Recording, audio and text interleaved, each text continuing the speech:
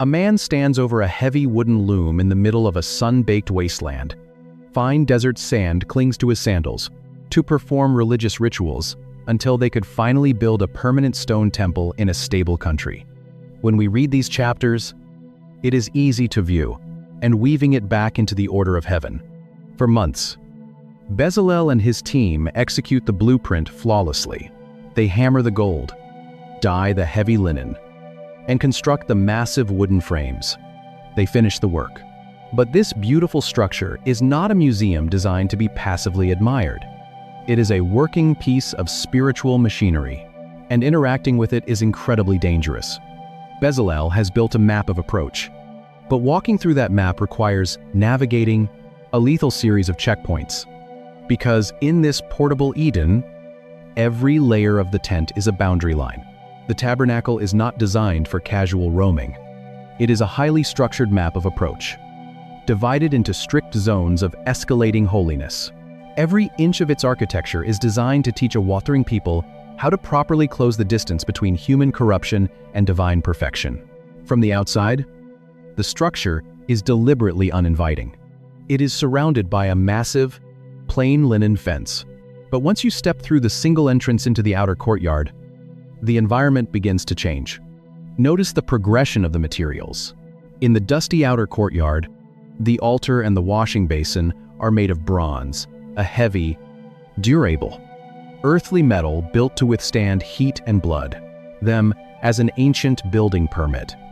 Something to skim through to get back to the action of the story. But that common interpretation falls apart.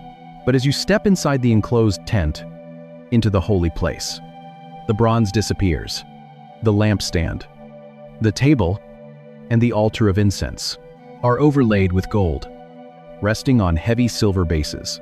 Finally, if you were to peer into the innermost room, the Holy of Holies, everything is pure, solid gold. The closer you move toward the presence of God, the more refined, valuable, and pure the physical world becomes. But the most staggering architectural detail is not the metal. It is the compass. The single entrance to the tabernacle always faces east. Whenever the Israelites pack up the tent and move across the desert, they must meticulously reorient the structure so the gate opens to the east. Why does that matter? To understand the architecture, we have to look back at the geography of the garden. When Adam and Eve rebelled, God exiled them from Eden, sending them out toward the east. When their son Cain murdered Abel, he was driven even further east. When humanity decided to build the rebellious Tower of Babel, they traveled eastward to the plains of Shinar. In the ancient biblical imagination, to move east is to walk away from God. It is to walk into exile, into Babylon, into chaos and death. Therefore, when an Israelite priest enters the tabernacle through the eastern gate and walks westward toward the Holy of Holies, he is not just moving through a building. He is physically. When we look at the sheer volume of the text, think about the staggering proportions of the biblical narrative. The book of Genesis spends exactly 2, acting out a theological rescue mission. He is walking backward in time, with every step westward, past the bronze altar, past the golden lampstand, toward the Ark of the Covenant. He is reversing the ancient exile of humanity. He is leaving the dust of the curse behind and walking back toward the tree of life. The tabernacle is an architectural mechanism of grace, offering a way back to the original intimacy of Eden. Up to this point, the blueprints have shown us a beautiful, restorative pattern. God has provided a map for returning home. But stepping onto this map is not a casual stroll. The exile is being reversed. But the danger of unshielded holiness still exists. God is pure fire, and human beings are highly flammable. At the very center of the structure, standing between the holy place and the Holy of Holies, hangs the ultimate barrier. It is the thick, heavy veil, spun from fine blue, purple, and scarlet yarn. And there, meticulously woven into the fabric by Bezalel, are the cherubim.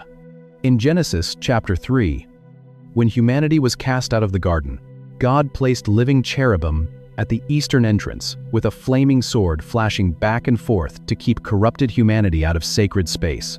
The message was clear: you cannot force your way back in without dying.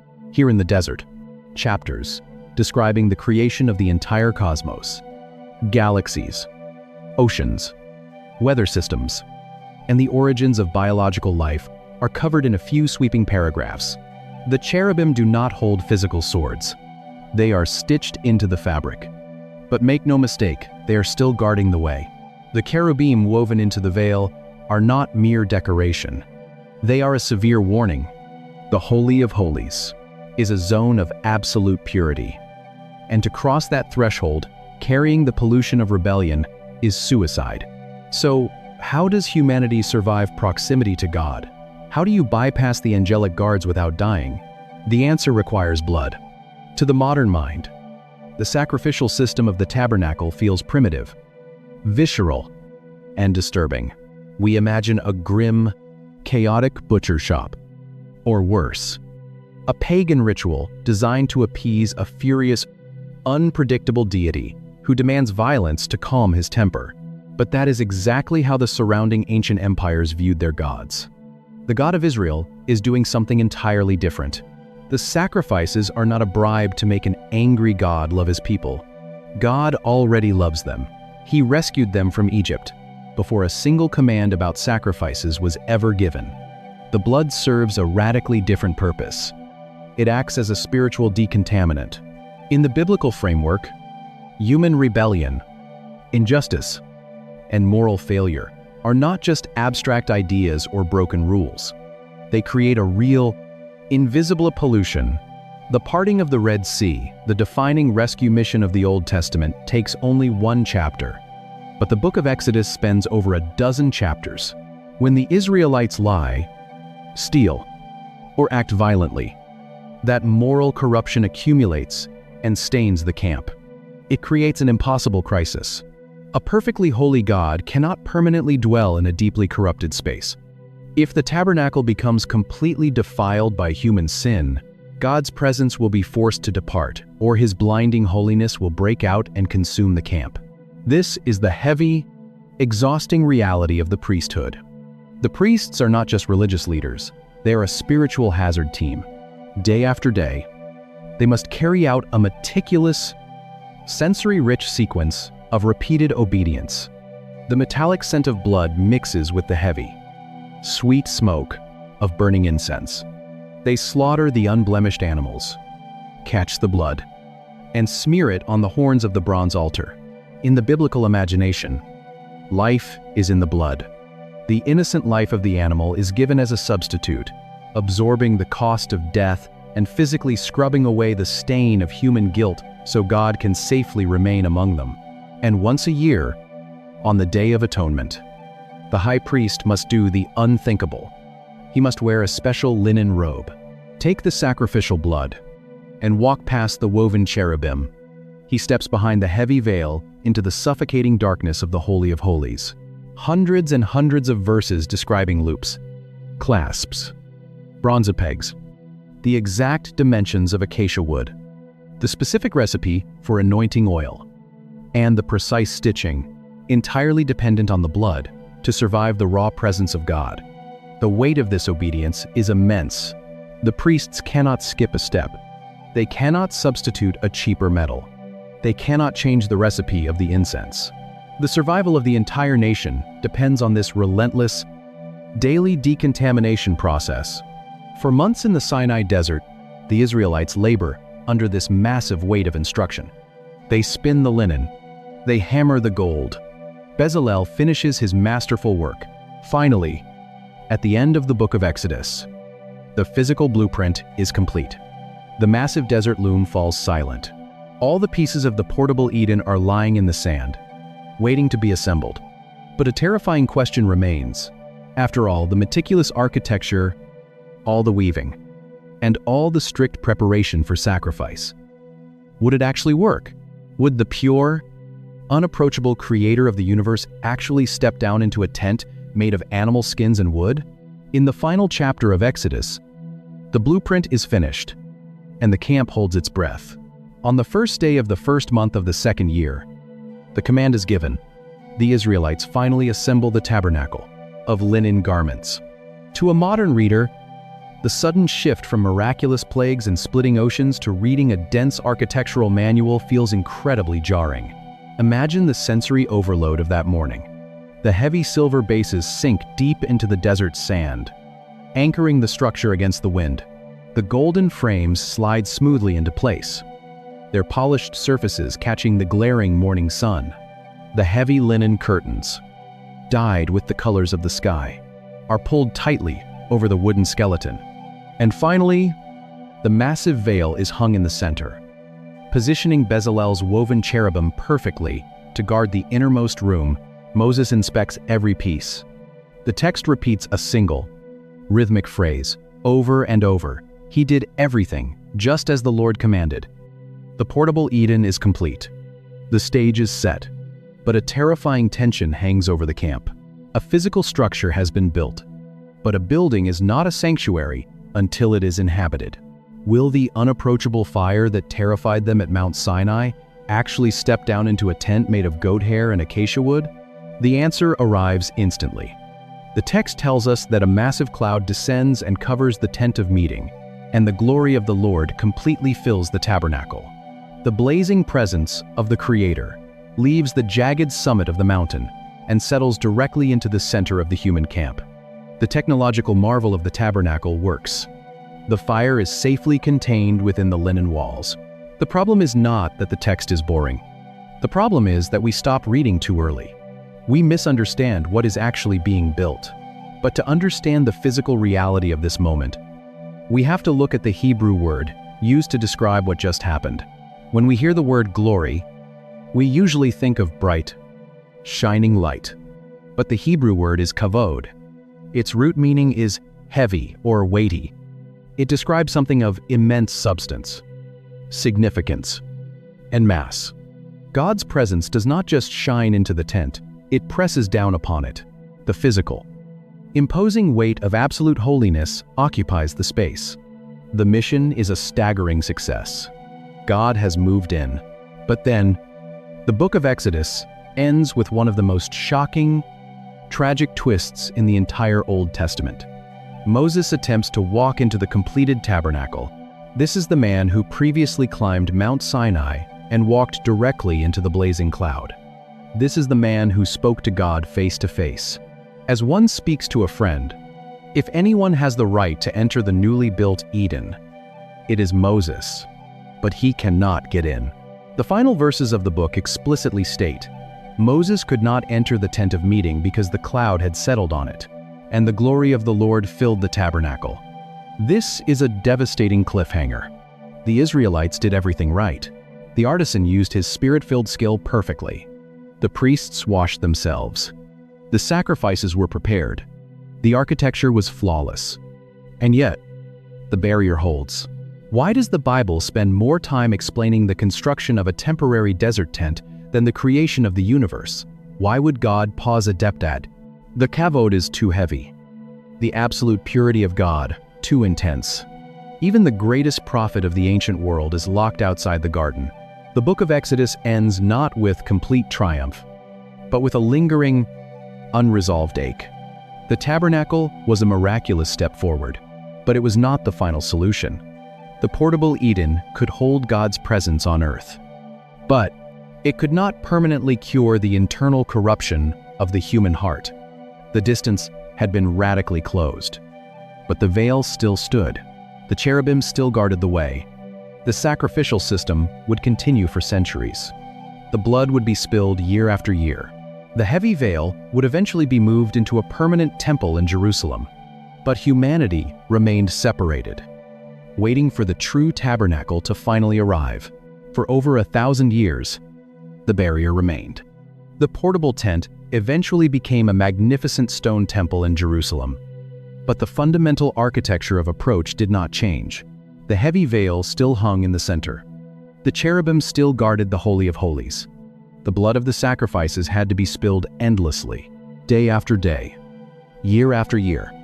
Because human corruption could never be fully cured by the blood of an animal, the distance had been managed. But the exile of Eden had not been permanently reversed. Then, in the opening chapter of the Gospel of John, fragile wilderness survival journey to mandate high-end interior design, why demand silver bases, dyed ram skins, and a heavy veil that requires the exact imagery? The biblical narrative delivers a staggering claim. John writes, "The Word became flesh and dwelt among us, and we have seen his glory."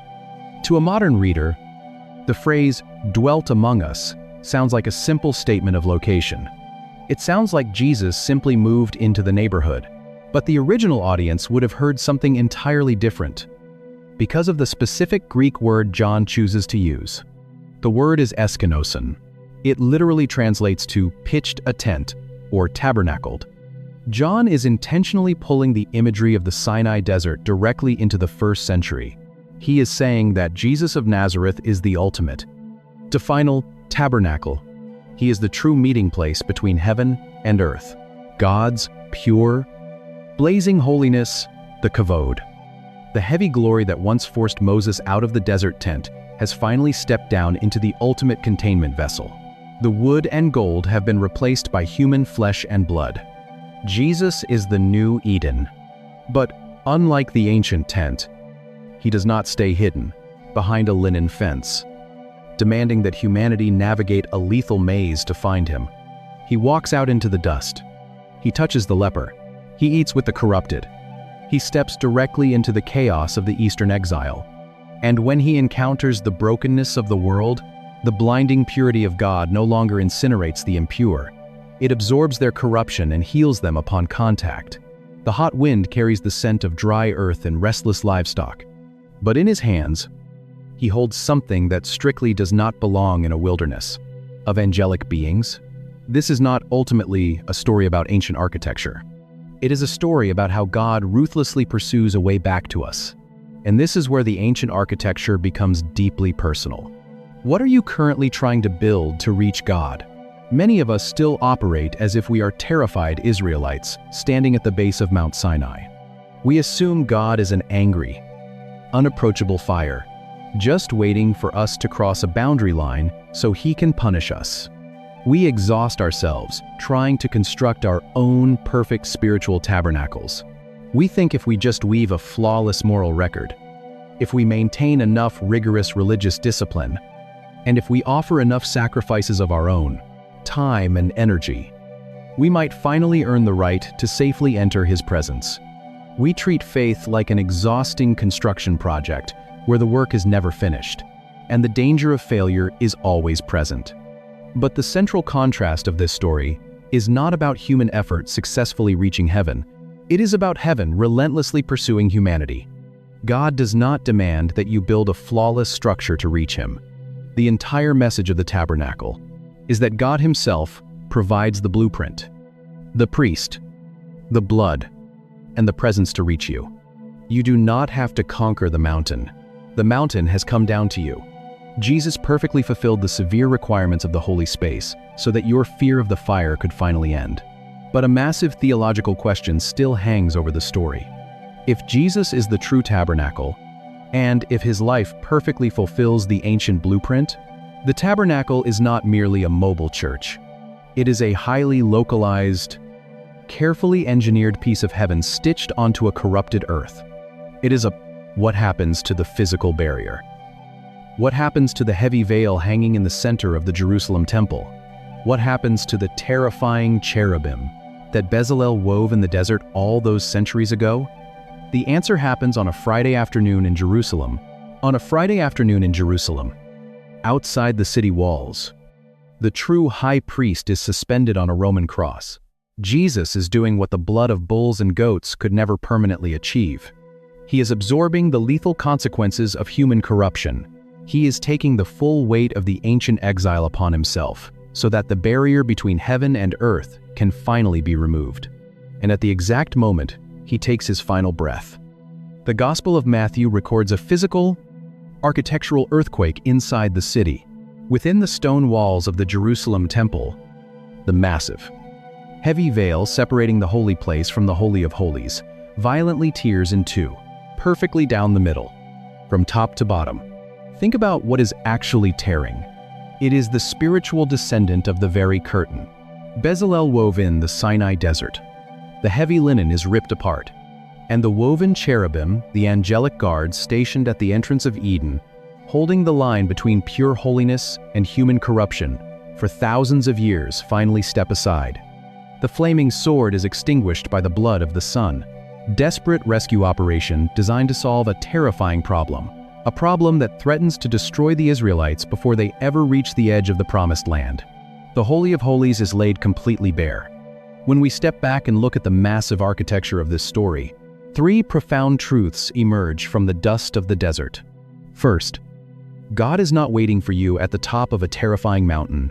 He has relentlessly pursued a way back to you since the moment humanity left the garden. Second, His absolute purity is no longer a lethal threat that you must carefully avoid through Jesus. It has become a healing force that you are invited to embrace. But the third truth is the most deeply personal. It takes us all the way back to a craftsman working at a desert loom. When Bezalel stood in the wilderness, he was the very first person explicitly filled with the Spirit of God. His call was to take the raw, chaotic materials of the earth and shape them into a temporary dwelling place for the Almighty. But that was only a shadow of the ultimate plan. Today, the Ruach Elohim, the hovering breath of the Creator, does not just fill one artisan in the desert. And God no longer lives in buildings made of stone, silver, or gold. The Spirit now fills ordinary people. You are the sacred ground. You are the living stones of the new Eden. The same Spirit that hovered over the dark waters of creation. The same glory that, to understand why this massive desert loom is working, and why the cherubim must be woven into the heavy veil, we have to look away from, press down upon the tabernacle. And the same presence that tore the veil in Jerusalem now dwells permanently inside of you. You are the temple. The story of the Bible ends in the book of Revelation with a vision of a restored world. The writer, John, looks at the new holy city and notices something shocking. He says, "I did not see a temple in the city. There is no temple in the new Eden. There is no veil. There are no boundary lines. There is only God, finally and forever, dwelling face to face with His people." The desert loom is empty. The veil is torn, and the long exile is over, the gold and the thread. We have to look back at the mountain they are standing under. Before the gold could be hammered and the linen could be spun, the Israelites stood paralyzed at the base of Mount Sinai. Look at the physical setting. The mountain is completely obscured by dense, black smoke. Lightning flashes violently within the thick cloud. The ground beneath their feet is vibrating with physical force. A terrifying, oppressive darkness covers the summit, and the deafening, unnatural blast of a ram's horn grows louder and louder by the minute. God has descended upon the rocky peak in unapproachable fire. But the most terrifying detail is not the noise or the earthquake. It is the boundary line. Threads of royal blue, vibrant purple, and scarlet wool. He's meticulously weaving the image of a cherub, an angelic guardian, into a massive, heavy linen curtain. Before God speaks a single word of the 10 Commandments, He orders Moses to draw a strict, physical perimeter around the base of the mountain. The instruction is absolute. If anyone, whether a wandering animal or a curious human, crosses the line and touches the mountain, they will instantly die. The people are ordered to wash their clothes, prepare themselves, and stand back. The warning is severe, and the fear in the camp is palpable. This creates a profound contradiction in the story. God has just dismantled the most powerful empire on earth, specifically to bring these people to Himself. He split a sea to save them. He explicitly refers to them as His treasured possession. Yet, at the exact moment they finally meet Him, the distance between them feels wider than ever. He has rescued them, but getting close to Him is physically lethal. Why? Most readers assume God is simply angry, unapproachable, or eager to punish human failure. But the text reveals something far deeper. The danger is not that God is evil. The danger is that God is relentlessly, uncompromisingly good. He is holy. In the ancient biblical imagination, holiness is not just a list of moral rules. It is pure, unfiltered life energy. It is absolute, blinding purity. Think of it like the sun. The sun is inherently good. It provides the heat and light necessary for all biological life on Earth, a few feet away. Another craftsman is hammering a solid block of pure gold into the delicate shape of a blooming almond branch. But if you were to bypass the atmosphere and step directly into the core of the sun without protection, you would be instantly incinerated. The sun does not hate you. It destroys you simply by being what it is. While you are what you are, the Israelites are not pure. They are broken, traumatized, prone to rebellion, and carrying the cultural pollution of 400 years in Egypt. They are stained by idolatry and fear. If God were to bring his unfiltered, blazing holiness directly into the center of their camp, it would consume them. It would be a fatal collision between absolute perfection and deep human corruption. This is the central, terrifying problem of the book of Exodus. God desperately wants to live among his people. But how does a holy God dwell intimately with an unholy people without destroying them? The tabernacle is the answer. It is not merely a place to perform rituals. It is a technology of grace. It is a carefully engineered containment vessel designed to hold the raw presence of God safely in the midst of humanity. The heavy linen curtains, the bronze altars, the strict rules of priestly approach. These are not arbitrary religious hoops to jump through. They are protective shielding. They are the atmospheric layers that allow the blazing presence of God to warm the camp instead of burning it to the ground. The sharp sound of metal striking metal rings out across the camp, echoing against the jagged rocks. This is the Sinai Peninsula. God does not want to remain indefinitely on a dark, terrifying mountain. He wants to move into the neighborhood. He wants his presence to rest right in the center of their tents, moving wherever they move. But how do you pack up a blazing mountain and carry it through a wasteland? How do you create a space on a corrupted earth, clean enough for the Creator to actually sit down? The secret is hidden in the very words God uses to give the blueprints. The secret to understanding the tabernacle is hidden in the very rhythm of the Hebrew words. When we read the chapters in Exodus containing the architectural blueprints, they feel like a random, exhausting list of measurements and materials. We see gold, silver, bronze, blue yarn, and acacia wood, and we try to memorize the dimensions.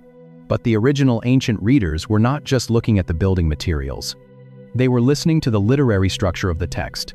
In Exodus chapters 25 through 31, God's instructions for building the tabernacle are not given in one continuous monologue. They are carefully divided into distinct speeches by a repeating literary marker.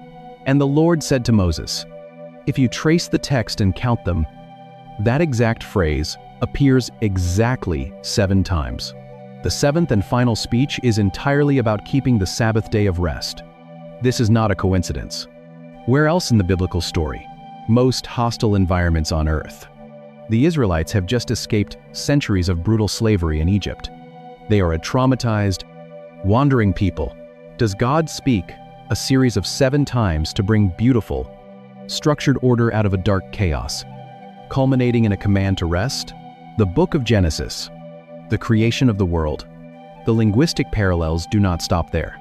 When the physical construction is finally completed at the end of the book of Exodus, the writer uses a very specific, deliberate sequence of words.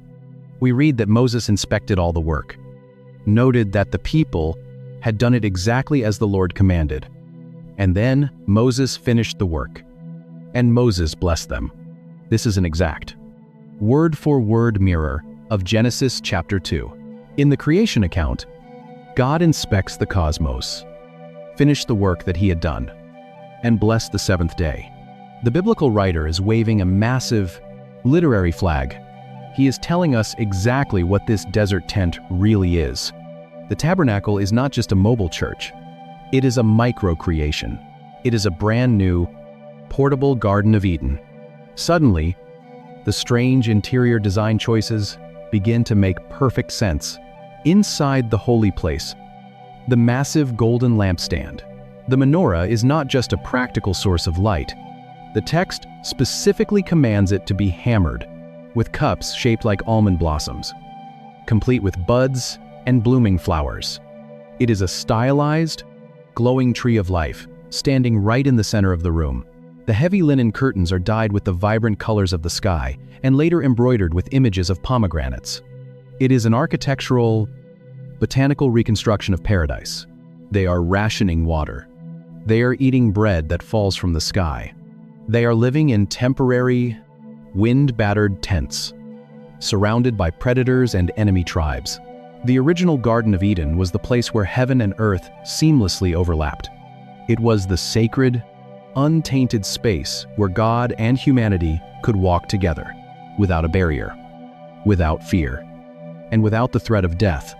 When humanity rebelled, they were exiled out of the garden, pushed into the dust, the thorns, and the chaos of the wilderness. Now, God is doing something entirely unexpected. Since humanity cannot return to Eden, God has decided to build a miniature piece of Eden and carry it out into the wilderness to be with them. The tabernacle is a pocket-sized universe where things are exactly the way they were always meant to be. It is an outpost of the original creation. It is a small, fiercely protected patch of ground where the lethal collision between God's blazing holiness and human corruption has been systematically solved, but this pattern creates a fascinating new question. If the tabernacle is a new creation, and if this tent is a restored Garden of Eden, then who is the new Adam? Who is the human being, tasked with taking the raw materials of the earth and shaping them into a home for the Spirit of God? The answer is not Moses. It is not Aaron. It is not a priest. It is a man most people have never heard of. In the book of Exodus, Moses is the prophet. Aaron is the high priest. But when it comes time to actually construct the new Eden, they are in a desperate, day-to-day survival situation. And yet, their journey has been brought to a complete and sudden halt. Most readers look at the God bypasses the pulpit and the altar. He walks directly into the workshop. He calls a man named Bezalel. Bezalel is not a public speaker. He is an artisan from the tribe of Judah. His hands are calloused from cutting raw acacia wood, heating stubborn bronze, and setting precious stones. But his identity is not defined simply by his tools. It is defined by his name. In Hebrew, Bezalel, translates literally to "in the shadow of God." He is a man who operates under the direct covering of the Almighty.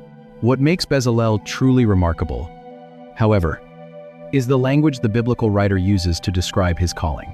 If you ask most readers, when the Spirit of God first fills a human being, they might guess it was a prophet delivering a fiery message, a king leading a nation, or a warrior heading into battle against overwhelming odds. But that is not what the text says. Listen to the exact phrasing in Exodus 31. God says, "I have filled him with the Spirit of God." The Hebrew phrase is Ruach Elohim, the exact same active, hovering breath that brought order to the dark waters in Genesis 1. But watch what the Spirit empowers this man to do. He is not filled with the Spirit to preach construction of the tabernacle and assume it was simply a practical necessity. We assume it was a portable church for wandering Israelites, a convenient, mobile place. He is filled with the Spirit with skill, ability, and knowledge in all kinds of crafts to make artistic designs for work in gold, silver, and bronze, to cut and set stones, to work in wood, and to engage in all kinds of crafts. This is a staggering revelation, the very first time in biblical history that a person is explicitly described as being filled with the Holy Spirit. It is a blue-collar worker. It is an artist. Why would God prioritize a craftsman? Because God himself is a builder. He is the original artist. When Bezalel measures the wood, when he strikes the chisel, and when he blends the dyes to perfectly match the colors of the twilight sky, he is mirroring the Creator. This detail completely dismantles our modern division between the sacred and the secular. We often assume that spiritual work is limited to theology, prayer, or leading religious services, while building, designing, and organizing are merely practical, earthly tasks. But the tabernacle proves otherwise, taking the raw, chaotic materials of the earth and shaping them into beautiful, ordered, life-giving spaces is a deeply divine act. It is the original mandate of humanity. Adam was placed in the garden to work it and keep it. Bezalel is placed in the wilderness to rebuild it, guided by the Ruach Elohim. He is taking the chaos of the desert